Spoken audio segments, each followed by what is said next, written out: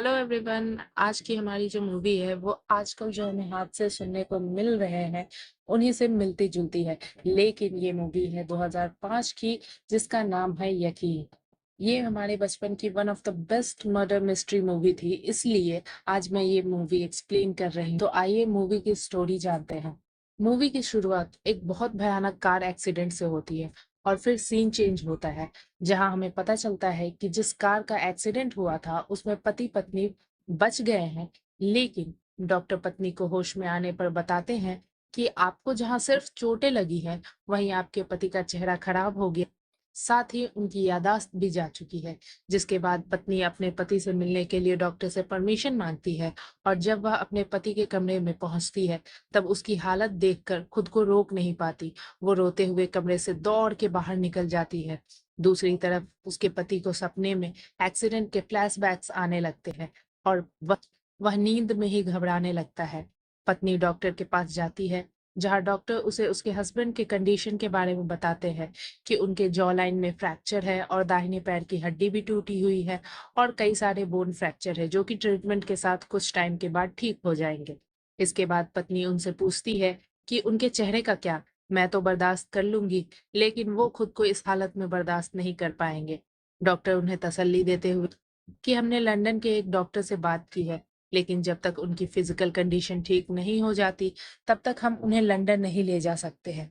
इस पर पत्नी जवाब देती है, तो डॉक्टर को यहाँ बुला लीजिए, जितना पैसा लगता है उतना पैसा लीजिए, लेकिन मेरे निखिल को मुझे पहले की तरह वापस कर। यहाँ हमें पता चलता है कि उसके पति का नाम निखिल है, और उसके बाद डॉक्टर की टीम आती और कई सारी सर्जरी और पत्नी के प्यार देखभाल के साथ एक टाइम आता है जब निखिल वापस से अपने पैरों पे खड़ा होता है। वह पूरी तरीके से ठीक नहीं हुआ था, अभी भी उसे सहारे के साथ चलना पड़ता था, लेकिन अब उसे हॉस्पिटल से डिस्चार्ज मिल चुका था। जिसके बाद उसकी पत्नी उसे घर ले जाती है और वहां बताती है कौन सा रूम कहाँ है, कहाँ किचन है, कहाँ वॉशरूम है।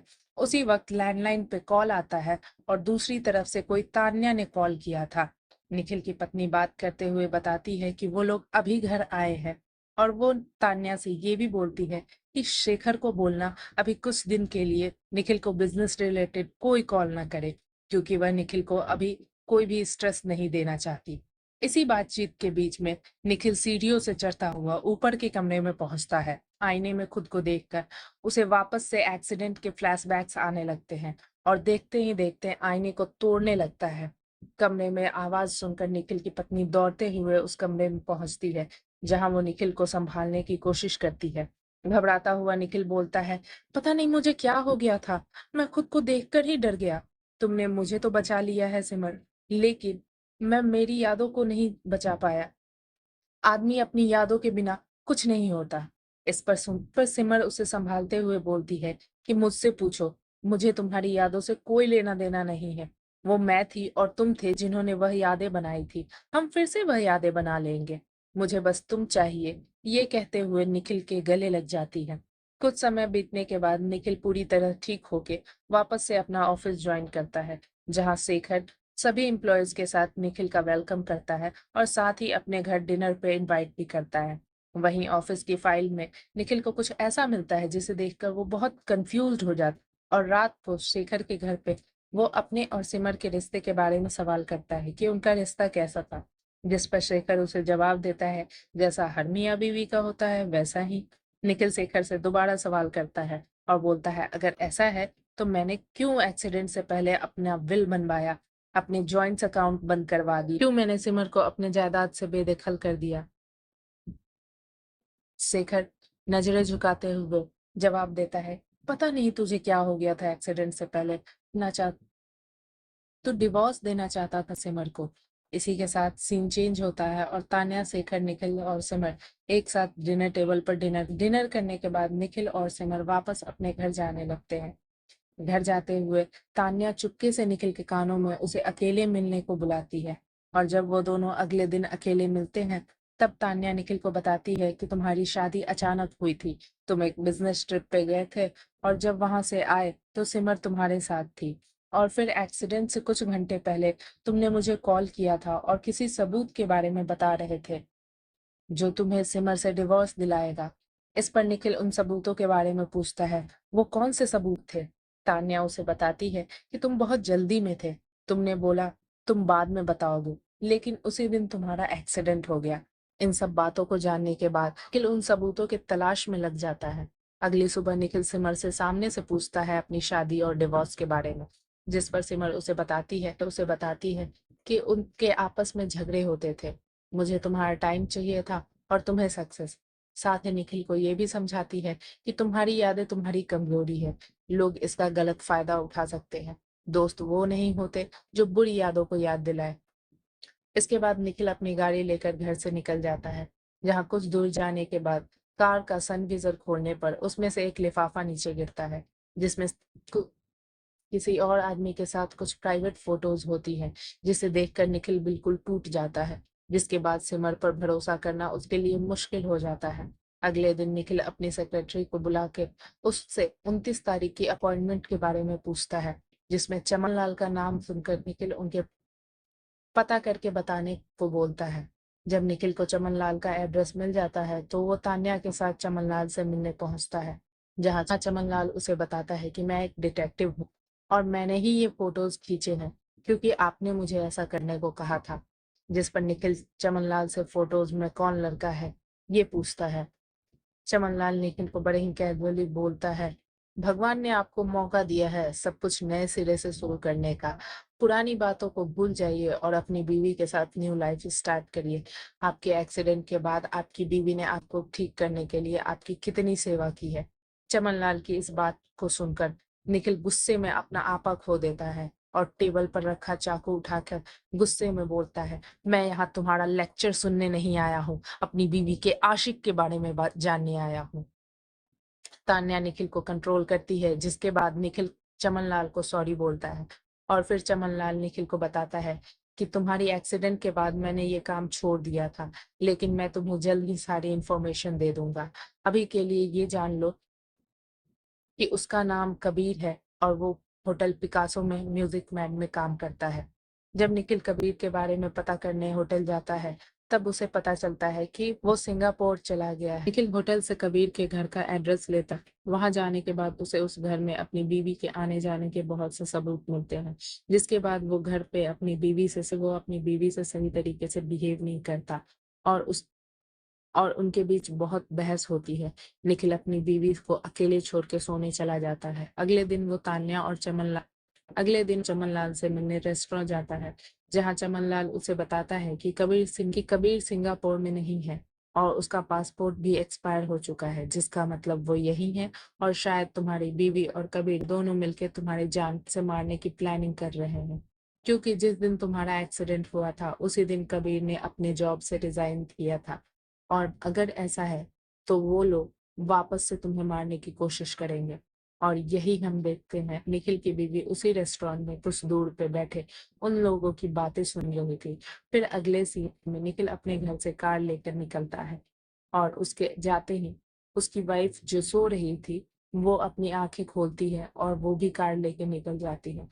और थोड़ी दूर जाने के बाद हम देखते हैं कि निखिल आगे जाकर छुपा हुआ है और जब उसकी वाइफ गाड़ी से वहां से निकलती है तो वो अपनी वाइफ को फॉलो करने लगता है। बहुत दूर फॉलो करने के बाद उसकी वाइफ एक पीसीओ के पास रुकती है, वहां से कबीर से बात करती है और उसे वापस सिंगापुर जाने के लिए बोलती है। यहाँ उसकी बातों से पता चलता है कि वो दोनों एक दूसरे से प्यार करते हैं और निखिल को मारना चाहते हैं। साथ ही कबीर निखिल की वाइफ को मिलने के लिए फोर्स करता है, जिस पर वो पहले तो मना करती है, लेकिन फिर मान जाती है और ये भी बोलती है कि इस बार कोई गड़बड़ नहीं होनी चाहिए, इस बार हमेशा के लिए किस्सा खत्म करना होगा भी। और ये सारी बातें निखिल भी सुन लेता है। जिसके बाद निखिल अपनी वाइफ को पीछे से गन जिसके बाद निखिल अपनी वाइफ को शूट करने के लिए गन निकालता है। तभी चमनलाल वहां आके उसे रोक लेता है और उसे समझाने की कोशिश करता है कि अपनी बीवी को मारने के बाद उसे भी जेल हो जाएगी और तुम कभी कभी तक नहीं पहुंच पाओगे। जिसके बाद निखिल शांत हो जाता है, लेकिन जिस दिन वो कबीर से मिलेगा उस दिन वो अपनी बीवी और कबीर दोनों को मार देगा। ये बोल के वो वहां से चला जाता है। जिसके बाद निखिल की वाइफ उसे ये बोलकर कबीर से मिलने जाती है कि शिमला में उसकी मौसी की तबीयत खराब है। निखिल सब कुछ जानते हुए भी उसे कुछ नहीं बोलता और जाने देता है। साथ ही पीछे से तान्या को उसकी जासूसी करने के लिए भेज देता है, जहां तान्या निखिल को कॉल करके बताती है कि तुम्हारा शक सही था, ता ही गई उससे पहले ही धर्मपुर स्टेशन पर उतर गई है। निखिल उसे लगातार पीछा करने के लिए बोलता है और खुद चमनलाल के साथ धर्मपुर के लिए निकल जाता है, जहां पहुंचकर वो लोग कबीर के आने का वेट करते हैं। रात भर वेट करने पर भी कबीर नहीं आता। फिर अगली सुबह निखिल अपनी वाइफ को एक बैग लेके कहीं जाते हुए देखता है और फिर चमनलाल के साथ उसका पीछा करने लगता है।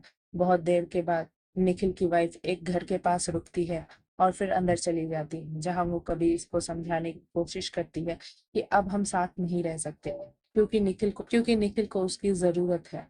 जिस पर कबीर गुस्सा हो जाता है और उसे धमकी देने लगता है कि अगर उसके पास नहीं आई तो वो उसे जान से मार देगा। निखिल की वाइफ उससे बोलती है कि निखिल से उसे प्यार हो गया है और वो अब उसे नहीं छोड़ सकती है। यही निखिल घर के बाहर से सारी बातें सुन रहा होता है और कबीर को देखने की कोशिश कर रहा होता है, लेकिन वो देख नहीं पाता। इन बातचीत के बीच में एक लड़का घर के पीछे से भागता है। नि, निखिल और चमनलाल उसका पीछा करने की कोशिश करते हैं। रास्ते में एक्सीडेंट की वजह से निखिल गाड़ी छोड़कर अकेले ही चेजिंग करने लगता है। बहुत देर की चेजिंग के बाद आखिरकार निखिल कबीर को पकड़ लेता है और अपना चेहरा दिखाने को बोलता है। और यहाँ हमें पता चलता है कि ये कबीर नहीं, निखिल की वाइफ है, जो कबीर के गेटअप में थी। और जब निखिल कबीर की जगह अपनी वाइफ को देखता है तो शॉक्ड हो जाता है और पूछता है कि कबीर कहाँ है, जिस पर उसकी वाइफ बताती है कबीर मर चुका है, वो कभी यहाँ आया ही नहीं था। इस पर निखिल उससे बोलता है तुम झूठ बोल रही हो, मैंने तुम्हें अभी देखा है कबीर के साथ। और यहाँ निखिल की वाइफ सच्चाई बताती है और हमें पता चलता है कि सब एक ड्रामा था। वहां निखिल की वाइफ के अलावा और कोई नहीं था। कबीर की आवाज एक टेप रिकॉर्डर से आ रही थी और कबीर की जगह एक पुतला था। ये भी बताती है कि मैंने ये ड्रामा बस इसलिए किया था क्योंकि तुमने उसे मारा था। और मैं और वो ये भी बताती है कि कबीर मेरा बॉयफ्रेंड था, लेकिन शादी से पहले। शादी के बाद मैंने कबीर से सारे रिश्ते तोड़ दिए थे, लेकिन मुझे क्या पता था वो मेरी जिंदगी में वापस आ जाएगा। जिसके बाद वो मुझे ब्लैकमेल करने लगा और मैं डर से वो जहां बुलाता रहा मैं जाती रही। एक दिन तुम्हें हमारे बारे में पता चल और तुम उसे मारने उसके घर पहुंच गए, जहां तुम्हारी जहां तुम दोनों की लड़ाई हुई और तुमने कबीर को मार दिया। उसके बाद हम लोगों ने बॉर्डर के पास वाले जंगल में उसकी लाश दफना दी, जहां से हम वापस लौट रहे थे और हमारी गाड़ी का एक्सीडेंट हो गया। ये वही सीन बता रही होती है जहां से मूवी स्टार्ट हुई थी। जिसके बाद वो ये भी बताती है कि ये सारी बातें इसलिए नहीं बताई क्योंकि तुम सब कुछ भूल चुके थे और मैं नहीं चाहती थी कि तुम्हें बुरी यादों को वापस याद करो। मैं सिर्फ चाहती थी कि तुम अच्छी यादों को याद करो, लेकिन ऐसा नहीं हुआ। तुम तुम्हें वो फोटोज मिल गई और तुम चमनलाल के पास पहुंच गए, जिसने कबीर का पता लगाया था। और मुझे डर लग गया, जो कबीर को ढूंढ सकता है वो कबीर के कातिल को भी ढूंढ सकता है, और मैं तुम्हें जेल जाते हुए नहीं देख सकती थी। इसी वजह से ये सारा ड्रामा किया। कबीर को इन सब कबीर को उनकी नजरों में जिंदा कर दिया। सोचा था कि कबीर की गाड़ी किसी खाई से गिरा कर ये किस्सा खत्म कर दूंगी, लेकिन ऐसा नहीं हुआ। इससे पहले ही तुमने मुझे पकड़ लिया। ये सब सुन के निखिल बहुत इमोशनल हो जाता है और फिर वो अपनी वाइफ की स्टोरी के हिसाब से सबको जाके यही बताता है कबीर की गाड़ी खाई में गिर गई और वो मर गया। इन सब के बाद निखिल और उसकी वाइफ की नॉर्मली लाइफ चलने लगती है। लेकिन एक रात अचानक तान्या का कॉल निखिल को आता है, जहां वो सेंट मैरी हेल्थ इंस्टीट्यूट से निकल रही होती है और निखिल को बताती है कि निखिल, तुम्हें बहुत बड़ा धोखा दिया जा रहा है, तुम मुझसे मिल इसके बारे में किसी को कुछ मत बताना। जिसके बाद निखिल उसी रात तान्या के घर पहुंचता है, जहां निखिल को उसकी लाश मिलती है, जिसे गोली लगी होती है। जिसे देखकर निखिल को कुछ ही फ्लैशबैक याद आने लगते हैं। वहीं चमनलाल भी आता है और तान्या की लाश को देखकर शॉक्ड हो जाता है और निखिल से पूछता है ये क्या हुआ, तान्या ने तो मुझे कुछ बताने के लिए बुलाया था। जिसके बाद निखिल चमनलाल को बॉर्डर के पास वाले जंगल के पास ले चलने को बोलता है, क्योंकि उसे कुछ याद आ रहा था। जिसके बाद जिसके बाद ये लोग एक जगह पर पहुंचते हैं जहां स्टेट लिमिट एंड्स का बोर्ड लगा था, और यही बोर्ड निखिल को अपने फ्लैशबैक में दिखाई दिया था। इसके बाद वो लोग बर्फ से घिरे एक जगह पर पहुंचते हैं जहां एक फावड़े से टकरा के निखिल गिर जाता है, और वो फावड़ा देखने के बाद उसे कुछ याद आता है और वो पागलों की तरह वहां खुदाई करने लगता है, जहां उसे एक लाश मिलती है। और वहां आता है सबसे बड़ा ट्विस्ट, ये लाश खुद निखिल की होती है। जिसके बाद हम फ्लैशबैक देखते हैं और यहाँ हमें पता चलता है कि एक्चुअली निखिल और उसकी वाइफ का रिलेशनशिप अच्छा नहीं चल रहा होता है। वो अपनी पत्नी से बदतमीजी से बात करता है, हमेशा शराब में डूबा रहता है और उसे टाइम भी नहीं देता है। इन सब के बीच निखिल की वाइफ की मुलाकात कबीर से हुई, जो निखिल से एकदम अपोजिट था, जिसकी वजह से कबीर और निखिल की वाइफ के बीच में नजदीकियां बढ़ने लगी और उनके बीच अफेयर स्टार्ट हो गया। लेकिन एक दिन कबीर ने निखिल की बातें सुन ली, जो अपने फ्रेंड से बात कर रहा था कि वो अपनी मैरिड लाइफ ठीक करना चाहता है। जिसके बाद कबीर को गिल्ट होने लगता है कि उन्होंने निखिल को गलत समझ लिया है और उसके साथ गलत कर रहे हैं, और कबीर ये रिश्ता खत्म करना चाहता था, लेकिन निखिल की वाइफ पागलों जिसके बाद निखिल की वाइफ पागलों की तरह बिहेव करने लगती है, जिससे घबरा कर कबीर चुपचाप घर छोड़ के जाने की कोशिश करता है। लेकिन वहां भी निखिल की वाइफ आ जाती है और कबीर से जिद करने लगती है कि उसे छोड़ कर ना जाए, जिसके लिए वो खुद को मारने की कोशिश तक करती है ताकि कबीर उसके पास रुक जाए। इतने में निखिल वहां आ जाता है, क्योंकि उसे अपनी बीवी पे शक हो गया था और उसने चमन लाल को अपनी बीवी पे नजर रखने के लिए बोला था। और यहाँ आके निखिल अपनी वाइफ को घर ले जाने की कोशिश करता है, लेकिन उसकी बीवी मना कर देती है और बोलती है कि मैं तुमसे नहीं कबीर से प्यार करती हूँ। जिसके बाद निखिल अपनी बीवी पे हाथ उठाता है और उसे रोकने के लिए कबीर बीच में आता है। जिसके बाद कबीर और निखिल की लड़ाई होने लगती है, जहां निखिल कबीर को एक बड़ा सा पत्थर लेके मारने की कोशिश करता है। उसी समय निखिल की वाइफ उसे शूट कर देती है। जिसके बाद कबीर और निखिल की वाइफ निखिल की लाश को ले जाके बॉर्डर के पास वाले जंगल में गाड़ देते हैं। और वहां से वापस आते हुए कबीर निखिल की वाइफ से गोली चलाने के लिए नाराजगी दिखाता है, जिस पर निखिल की वाइफ उसे समझाने की कोशिश करती है कि उसके पास और कोई ऑप्शन नहीं था। जिसके जवाब में कबीर बोलता है कि ऑप्शन था, तुम उसे छोड़ सकती थी, तलाक ले सकती थी। और वो चाहता है कि वो पुलिस को सब कुछ सच बता दे। लेकिन निखिल की वाइफ उसे डराने की कोशिश करती है कि अगर पुलिस मुझे पकड़ेगी तो तुम भी जेल जाओगे, तुमने भी गुनाह किया है। पर गुस्से में कबीर बोलता है, हाँ, तुमसे प्यार करने का गुनाह किया है और आज मैं उसका प्रायश्चित करता हूँ। और ये बोलते ही कबीर गाड़ी को पहाड़ी से मोड़ देता है, और यही होता है मूवी के स्टार्टिंग वाला एक्सीडेंट, जिसका मतलब एक्सीडेंट निखिल और उसकी वाइफ का नहीं हुआ था, बल्कि कबीर और निखिल की वाइफ का हुआ था। निखिल तो पहले ही मर चुका था। यहाँ हम फ्लैशबैक से वापस आते हैं और हमें पता चलता है कि निखिल का पर्स कबीर के पास से मिला था, जिसकी वजह से डॉक्टर्स ने कबीर को निखिल समझ लिया था, क्योंकि उसका चेहरा भी खराब हो गया था औ- और यादाश्त भी चली गई थी, जिसका फायदा निखिल की वाइफ ने उठाया और कबीर को निखिल का चेहरा दिलवा दिया। लेकिन तान्या पाम रीडर थी और उसने शिमला में हुई चेजिंग के बाद कबीर की पट्टी की थी और उसने उसकी हथेली देख ली थी, जिससे उसे शक हुआ और उसने ब्लड ग्रुप चेक करवाया और उसे सच्चाई पता चल गई, जो कि उसके मरने का कारण बना। इन सब बातों का पता चलते ही चमनलाल कबीर को पुलिस के पास चलने के लिए बोलता है, जिसके ठीक बाद उसे गोली लग जाती है और ये और किसी ने नहीं, निखिल की वाइफ ने चलाई थी। चमनलाल की वही मौत हो जाती है और इसके बाद निखिल की वाइफ कबीर को अपनी बातों में फंसाने की कोशिश करती है, लेकिन इस बार कबीर नहीं मानता। निखिल की लाश को लेकर पुलिस के पास जाने लगता है, जिसकी वजह से निखिल की वाइफ कबीर को शूट कर देती है और फिर उसके पास जाके रोने लगती है। लेकिन कबीर की पीठ पे गोली लगी थी, इसलिए वो मरा नहीं था। और वो निखिल की वाइफ से गन छीन के उसे मजबूर करता है गाड़ी चला के पुलिस स्टेशन ले चलने के लिए। लेकिन ये साइको लड़की ये बोल के गाड़ी का एक्सीडेंट कर देती है कि जिंदगी ने हमें एक दूसरे से अलग कर दिया तो क्या, मौत हमें मिलाएगी। लेकिन एक्सीडेंट होने से पहले ही कबीर गाड़ी से जब्त कर जाता है और उस एक्सीडेंट में निखिल की वाइफ की मौत हो जाती है।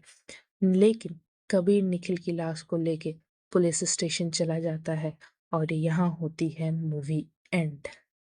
तो आप लोग बताइए आपको ये मूवी कैसी लगी, इसकी स्टोरी कैसी लगी, और प्लीज़ लाइक शेयर सब्सक्राइब ज़रूर